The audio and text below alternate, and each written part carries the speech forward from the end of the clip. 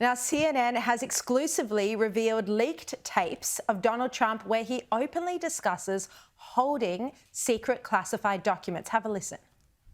Because we were talking about it, and he said he wanted to attack Iran and what. These are the papers. This was done by the military, given to me. I think we can probably, right? I don't know. We'll have to see. Yeah, we'll have to try to figure out declassify it. See, as president, I could have declassified it. Now I can't. All right, joining me now, Washington correspondent for The Australian, Adam Creighton. Adam, thank you so much for joining us. Now, this is absolutely damning for Trump, because he seems to be admitting he is holding a classified document. Yes.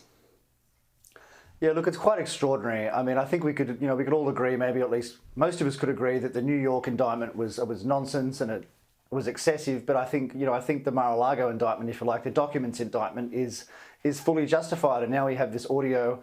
We can hear him bragging about it. We can hear about the specifics of the particular document, and that he obviously had the document and even knew that it wasn't declassified. So look, it's not looking good for him on this charge. And look, he's brought it all on himself. I mean, he knew that he took them. He knew that he probably shouldn't have took them, and he knew that he probably should have given them back. And he did none of those things. So yes, I think you're right. It is very damning. Well, he has come out and addressed this, or at least his supporters have. And I saw some people today even said that he thinks the tape could exonerate him. I mean, what's the thinking there? Well, look, I mean, I don't really know, to be honest, on his thinking there, but I think it's pretty damning, and that's why all of the networks that hate him are showing it every 5 minutes. I mean, he thinks, well, I mean, he said publicly that he could have declassified the document after he took it, when he took it, rather. I mean, I think that's a fairly flimsy. I mean, his former Attorney General, William Barr, who is generally a fan of Trump and tries to stick up for him. I mean, he's written lengthy essays that are very critical of Trump on this particular question, and said that, that basically he should be charged. So I think when your own Attorney General, who's generally a supporter, and certainly a supporter over the New York case, comes out and writes lengthy articles saying that you should be charged, I think that's very damning. Trump has said, though, that he was just bragging when he made those comments. So, is the tape enough, or would they need to prove that he was actually holding a classified document? Well, look, I mean, it's probably not enough. They would probably have to prove that. But look, just to take a step back a bit, I mean, Trump does make the argument that, this shouldn't be dealt with the Espionage Act. I mean, this should be related to the Presidential Records Act, which is a separate act, which has much lower penalties, or indeed no penalties at all.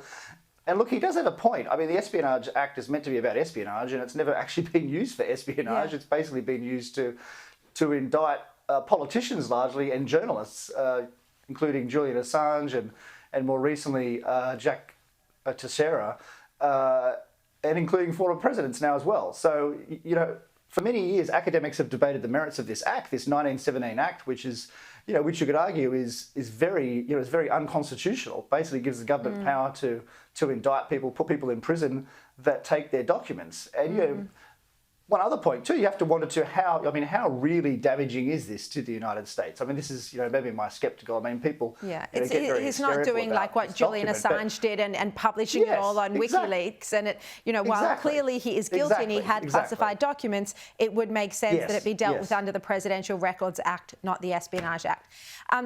Now, Adam, that's exactly right. Yeah. Now, you had a fascinating column today. You spoke about a university study that revealed Trump is the only living president not to have descended from slave owners. Tell me about this.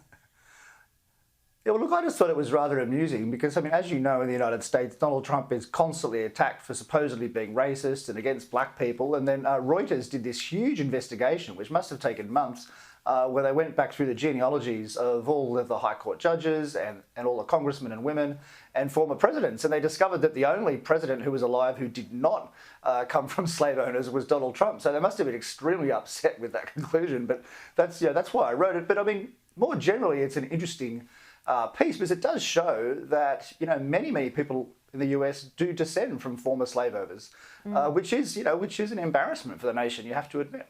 Yeah. All right, Adam Creighton, live in Washington. Love having you on the show. Thank you very much for your time.